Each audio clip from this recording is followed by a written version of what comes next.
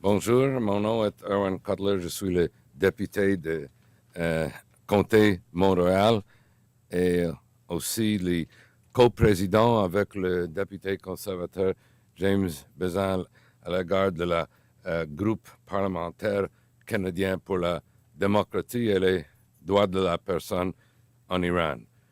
With me here today is Conservative MP John Weston, who's been very involved in issues of Iran, and Wayne Marston, the Vice Chair of the Foreign Affairs Subcommittee on International Human Rights and Development, also very much engaged in issues of Iran and has himself taken up cases of political prisoners in Iran.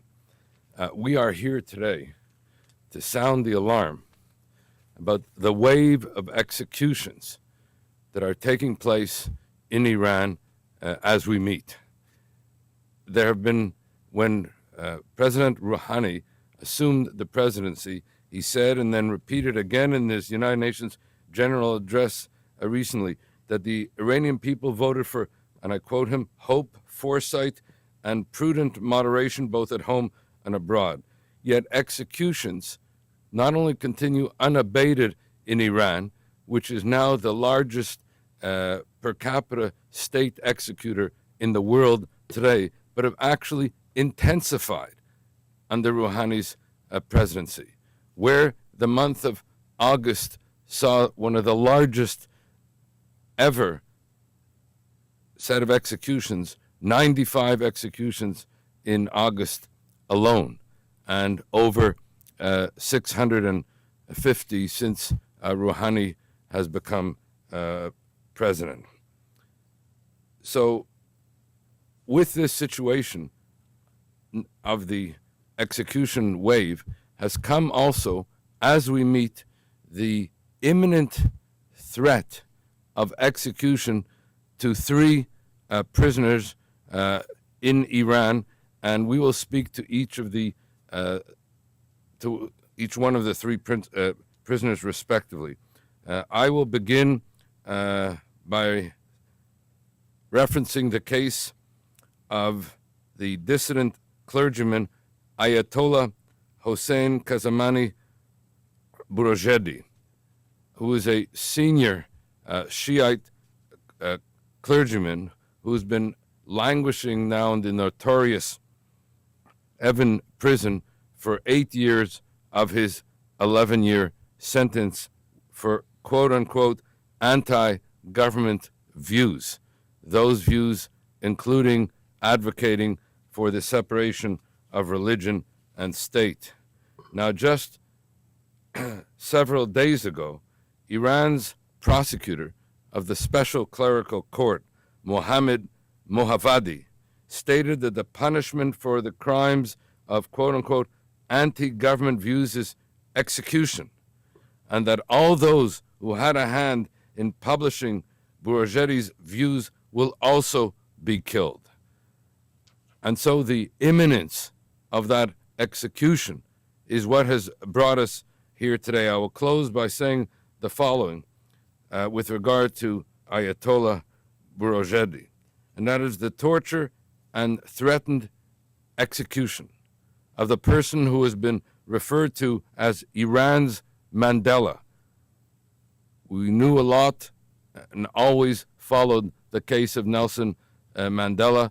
I was privileged to be part of his international legal team.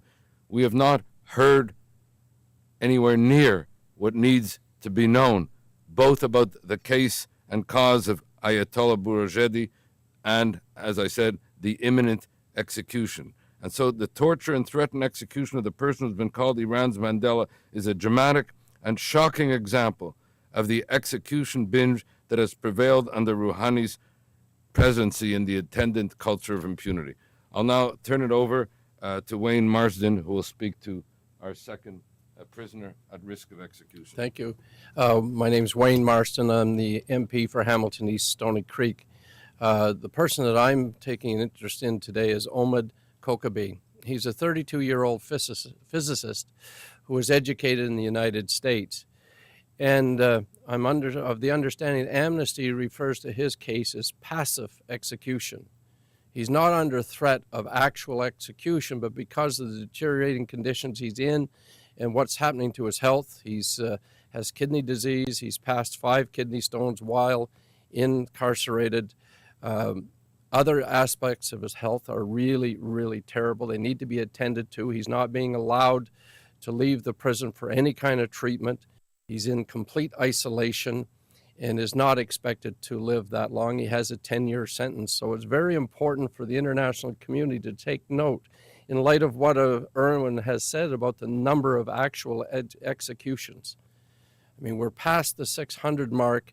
It is almost unbelievable. And these are men, women, and in our view, children.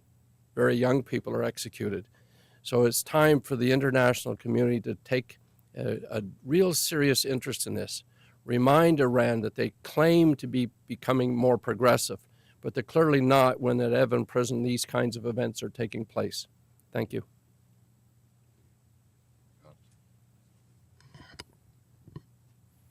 Imagine a country where last year 660 people were executed, a place where you can be executed for up to 131 different types of offenses, including opposing the regime.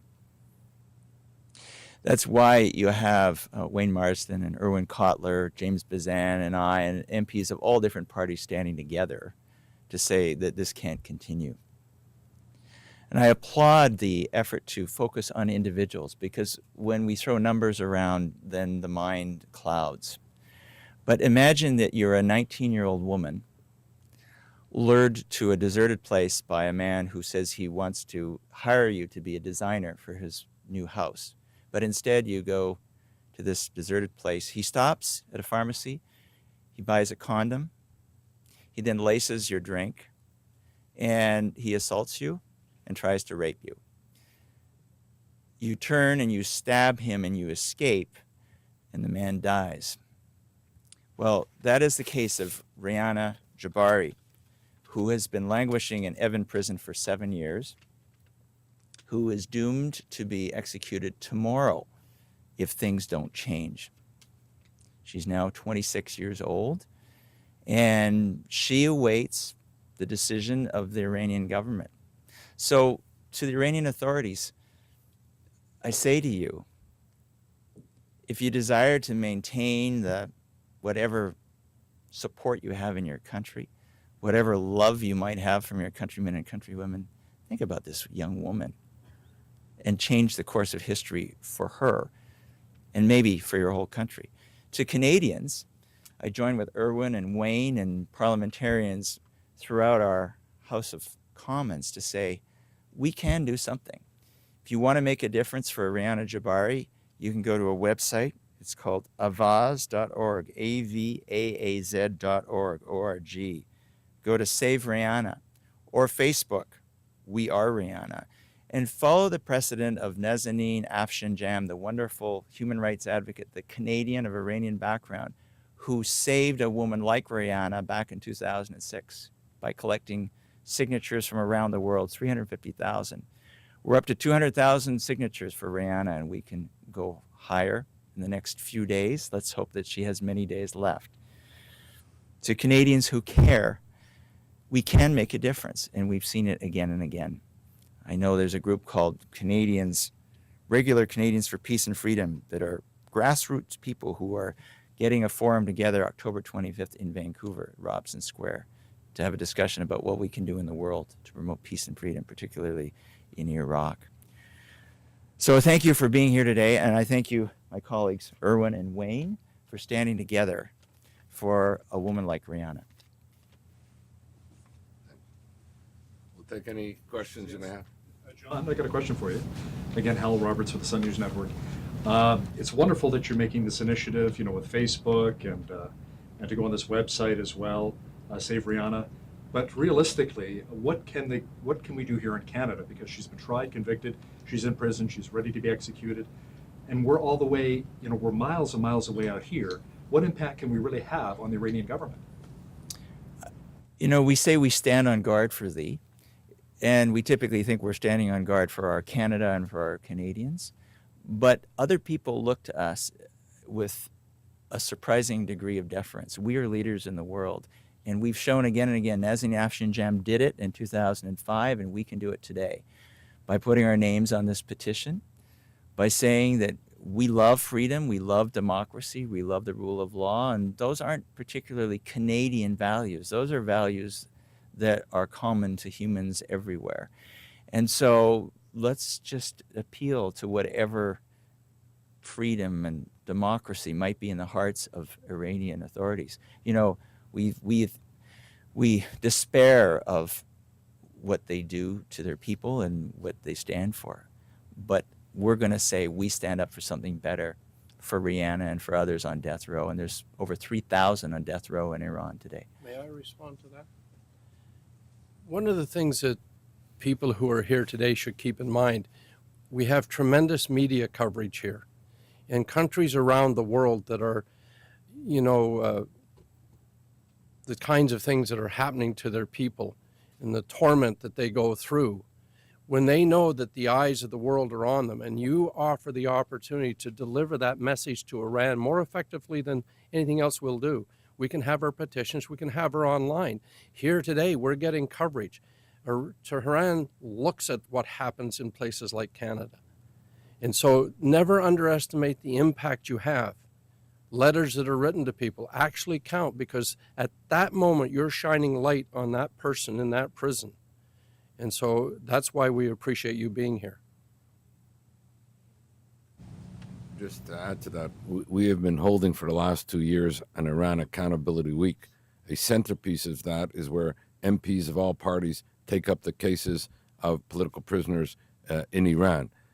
I might add that we have been fortunate that several of the political prisoners that we have taken up during Iran Accountability Week have been released. I'm not saying they were released because of our advocacy, not at all. I'm just saying that if you sound the alarm and you engage in sustained advocacy, you may yet see the prisoner released. And your question reminds me of something. I was standing here about almost 30 years ago with then wife of the imprisoned Soviet dissident, Anatoly Sharansky. She was asked almost the same question: what is this going to do with regard to your husband? And she says, to tell you the truth, I'm not sure. But I know if we don't have this advocacy, then he'll never be released and he may be executed. If we have this advocacy, maybe someday he will be released, and he was subsequently released. To Mr. Weston, I have two questions. One's for you and the other is for three of you. Our government has been very vocal on human rights in Iran and many other parts of the world. As you mentioned, this is a value of Canadian value. But with what's happening in Hong Kong recently, like hundreds of thousands of people are on the street asking for their basic rights of elect their selected the leaders of their own choice and basic rights. But there's media reports that our government has been not been even making a statement from Foreign Affairs. So this is a lot of people have noticed there's a very soft when China comes into picture, with regarding to this issue and human rights in China, and people are questioning whether trade is the reason behind. That's my first question. The second question is I'd like to get each of your view on the Hong Kong situation. Can I ask, Miss, what is your name and which media? This is Lucy Li Ming. I'm with the Newtown Dynasty television station. Okay. Lucy, 非常谢谢你的问题，我觉得很有意思。However, of someone who lived in Asia for 10 years and very much supports freedom and democracy everywhere, I think we're here really to focus on the Iranian situation today. And I'd prefer that you reserve that question maybe for another forum. I would say that the government has been consistent, that in the policy towards Asia, we don't leave human rights at the door, and we never will. When is Boroujerdi supposed to be executed? We don't know. We just have been told his family released a statement. The microphone? Yeah, sorry. His family released a statement on October 4th that his execution, in their view, is imminent, that he has been taken to another prison away from Evin Prison, that he's shackled, and in their view was being prepared for what might be an imminent execution. So it could come any day, according to the family. Has there been any talk of military action getting in there and kicking down the doors and rescuing these prisoners? No, there's been no talk about military action. The only approach has been the kind of sustained advocacy. And in fact, your question is relevant in another manner, is that one of our concerns has been while the negotiations over the matter of Iran's nuclear weaponization program continue, those negotiations have not only overshadowed but sometimes sanitized the otherwise massive domestic repression in Iran, including the execution binge, including the over 1,000 political prisoners who are leaders of every part of Iranian civil society. We're talking here about leaders of the women's movement, about leaders of the student movement, about leaders of the ethnic and religious rights movement, about leaders of the Baha'i. All leaders of the Baha'i, for example, as we meet, are imprisoned. Kind of a broader question on this topic.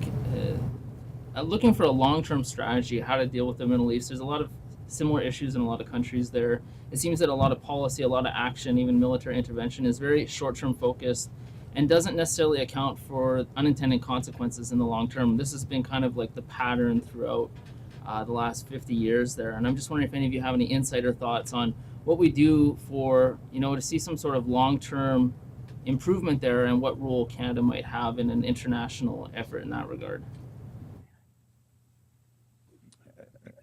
I know my colleague Wayne has to leave to speak in the House. Firstly, I would emphasize the unity you see on this podium, that MPs of all parties, that all Canadians are crying out for justice and fairness in Iran. There's a great expression that evil occurs when good people do nothing. So we Canadians are not prepared to do nothing. We're standing up and we're saying enough is enough. It's time to turn the corner. There will be a day of peace and freedom in Iran. It's coming before we know it. We saw its potential with NADA movement and the Greens a few years ago. It will happen, and we will celebrate that day. In terms of the Mideast and other places, I have to congratulate the people that Irwin and I, James Bazan and others represent, who take the initiative. The people I mentioned, regular Canadians for Peace and Democracy, just average Canadians, Ernest Lang, Fareed Rouhani, my friend Majid Al-Shafi from Toronto, who's a good friend of Irwin's as well. They will tell you that we promote humanitarian aid, we promote freedom and democracy and the rule of law in these places. And those are consistent values that Canadians have been known to stand up for, not in just this generation, but for past generations, and we'll continue to do that. Again, we decided, and I share everything that John said, we decided we are focusing today on Iran, and in particular, in that focus, on the execution wave and on the specific prisoners at imminent threat of execution. I mean, Iran as a whole constitutes a fourfold threat. The nuclear weaponization threat is a leading sponsor of international terrorism. It is engaged in massive domestic repression, and it is engaged as well in ongoing state-sanctioned cultures of hate. We're dealing only with one of those issues today. We've had other press meetings for other issues, re-Iran or other issues on the Middle East, but today we must sound the alarm, put a face on the three prisoners, and as John said, mobilize as effectively as we can to save the lives of these three people. And that's why we are calling on Iran's Khamenei's regime. I do that to distinguish it from the people and publics of Iran who are otherwise themselves the targets of that massive domestic repression. We're calling on the leaders of the Iranian regime to suspend these executions, to release the three prisoners, and to put a moratorium on the wave of executions. That's why we are here today. We're seeking to sound the alarm, and we trust that action will follow. Did they say how they're going to be executed? Beheadings, lethal injection? Did they say? They have not been engaging in beheadings. They have not been engaging in stoning. They have engaged in even public hanging, so that is one form of execution. Otherwise, they are, put to death by different means, injection or otherwise.